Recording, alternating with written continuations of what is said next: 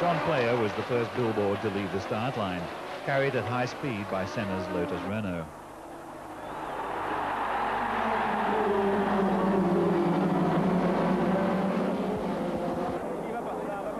Mansell tried to settle the race on lap 1 and paid the penalty. Senna stuck to the racing line and left Mansell to argue with the scenery.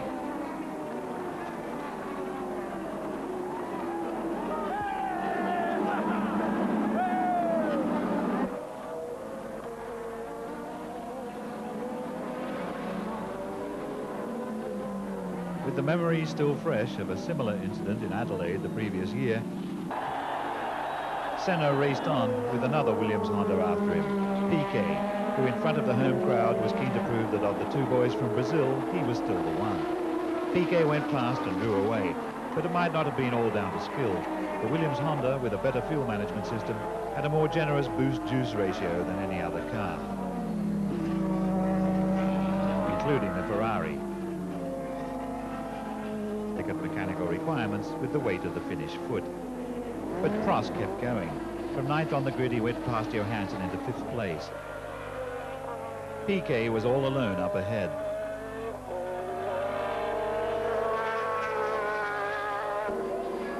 After dealing with Arnoux Ligier, Prost went past Alboretto's Ferrari into 3rd place. Senna was back in the lead, but now Prost was right on his tail.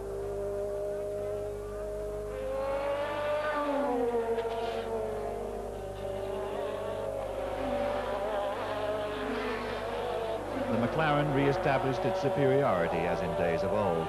It looked so like last year, it was almost comforting.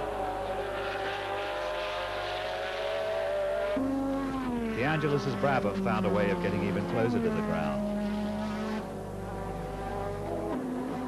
Prost was now in the lead, but something was wrong with his fuel system. Piquet on his fresh tyres was catching up.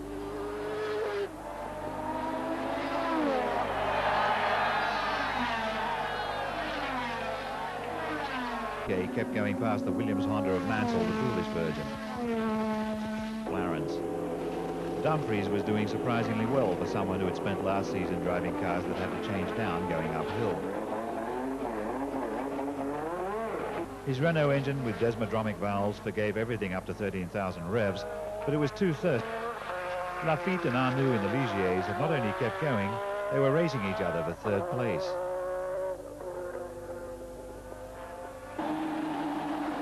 So Nelson Piquet of Brazil came home first in the Brazilian Grand Prix. Once again, he had a car that went like him.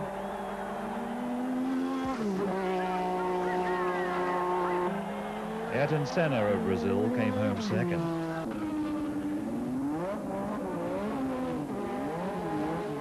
The Brabhams, however, mysteriously lacked traction at the back end. Senna, instead of doing his by now standard trick of snatching pole position at the last minute on the second day,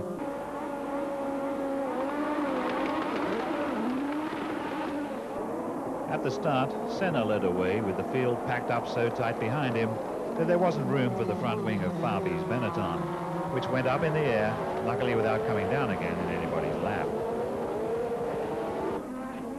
Senna pressed on, followed by Piquet and Mansell in a Williams Honda each, and then Rosberg and Prost in the McLarens. This looked neat.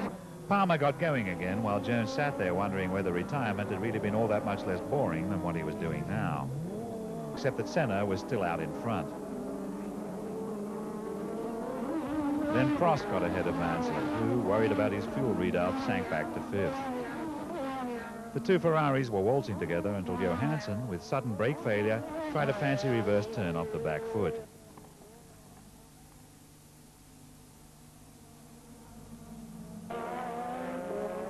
Mansell, happier now about his fuel consumption, began to bulldog his way back into the action. First of all, he took Prost, thereby becoming 4th.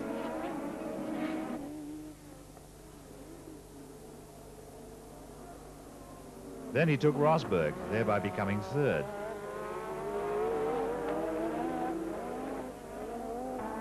Senna was still out ahead, but was no doubt aware that behind him one of the Williams Hondas had been replaced by the other.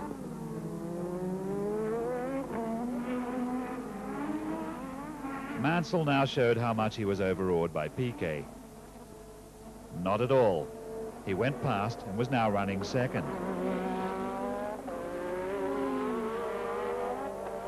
Fast, which would be sweet revenge for Rio.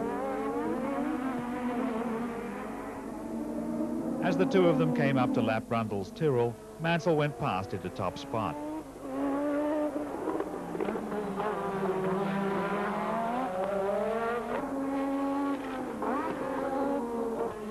Piquet's Williams was feeling a bit left out by all this. Finally, it succumbed to engine failure. Frowning at the Finn, who said among other things that the fuel readout was faulty. Senna was now right back up behind Mansell, with Prost right back up behind Senna, who was pushing hard.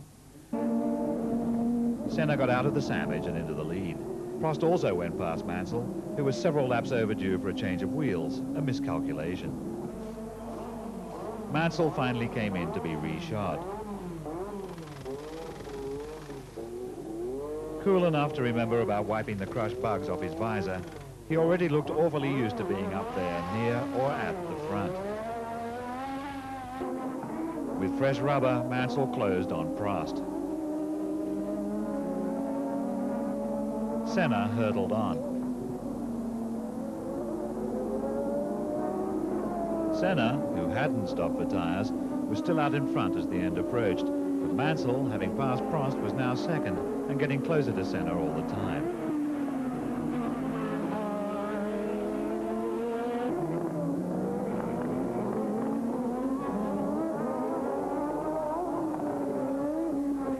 Due to a problem with the official clock, the finish line had been moved 80 yards back from the starting line. If the finish line had been left where it was, Mansell would probably have won the race. As things were, Senna won by a whisker in the closest Grand Prix final crazy. Into Imola flocked the Tifosi, confident that God was their worthy representative and therefore should not be lynched if he didn't win. Honda, Piquet was once again going all out. Away they went in a stately manner, with pole sitter Senna in the lead. But Piquet got beside Senna and then ahead.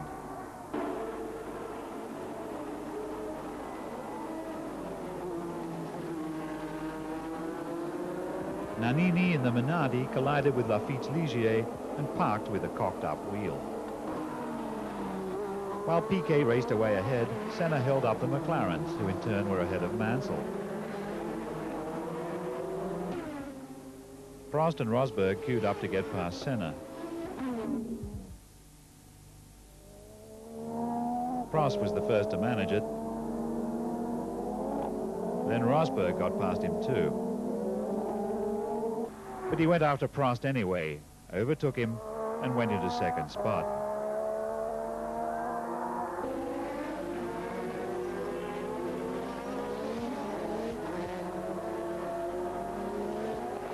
Meanwhile, Senna was being dogged by Alboreto, and one of his rear wheel bearings was running hot. Alboreto went past Senna into fourth place as the Lotus Renault's rear end shoveled smoke. Mansell's Williams Honda also contracted smoker's cough and blew up, a rare event. This left Rosberg and Prost in the McLarens first and second, numbers 2 and 1 giving it the old 1-2. Piquet got back into the action, but he was now third. These two got back the lead. So it was Prost in front, followed by Rosberg, then Piquet. Back in the pack, the exciting Berger took 6th place from Johansson while they both came up to lap Brundle, who was in turn lapping Ghinzani, who was not going backwards. Now that every car was a turbo-powered, IBM-compatible, computerized CAD-CAM, state-of-the-art technological miracle, none of them was really slow. People were wondering how much longer all this speed, power, and expense could be allowed to go on. This was serious. Even Prost's car was getting thirsty. He wagged the McLaren from side to side in order to wash the dregs into the pipes. In the McLaren pit, Ron Dennis appealed to heaven. The plea was answered. Prost trickled across the line, powered by prayer.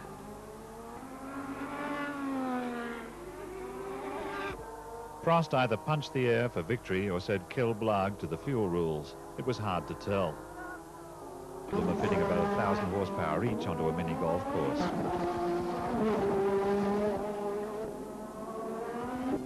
The Brabham was still down on usable power, but Bernie had a word in Ricciardo's ear. Patrese went out and got 5th place on the grid. the new car's best starting position yet. De Angelis, however, only just scraped through as a qualifier. At McLaren, Prost got the pole, seemingly without effort. On the grid, Prost and Mansell were beside each other, with Senna and Alboreto third and fourth.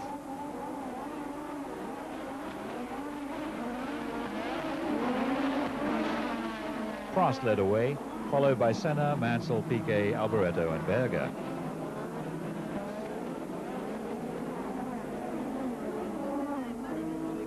But the interesting news was that Rosberg came up from 9th and went past Berger into 5th position.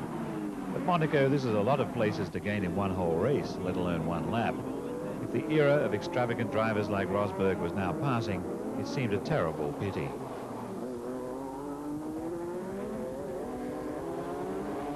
Jones's Lola and Streff's Tyrrell came into contact at Tabac. Facing into the traffic, Jones waved delightedly at passing cars who would be forced to continue the race. Palmer's Zach speed almost wiped out a Marshall. Jones headed back to the hotel to crack a tinny and watch the race on television. The Brabham's lack of employable grunts seeming to matter less here, Patrese took Berger's Benetton for 6th place. Rosberg, the old street fighter, harried Alboreto's Ferrari, which was in 4th place. In brilliant form, with plenty of curbs to bounce off, Rosberg caught up and squeezed by.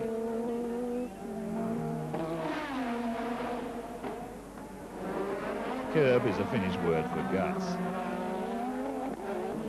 Rosberg, having inherited 3rd place from Mansell, now had Senna in his sights. Rosberg tracked Senna around the hotels and eventually caught him, but then had to stop for tires. So Prost was still in the lead. After his pit stop, Rosberg closed up on Alboreto all over again. He went past in almost the same spot as before, which looked like a replay. This led Senna into the lead. Prost in his mirrors and a worn set of tires with which to do not enough about it. Senna did his formidable best, but Prost had all the grip.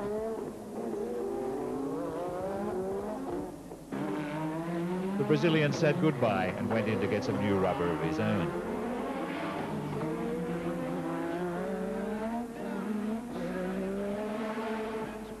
Prost now had the lead, which he would keep until the flag. Senna's Lotus sat up on the jacks while his chances drained away.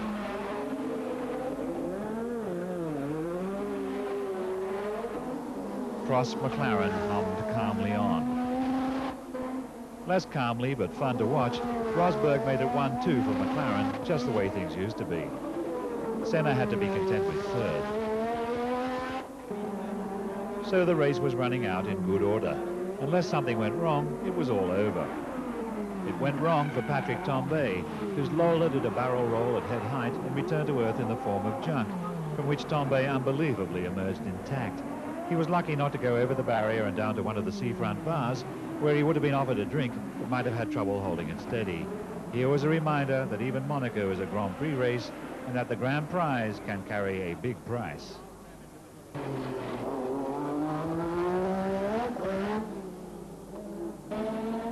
Prost crossed the line first, yet another display of silk-line driving.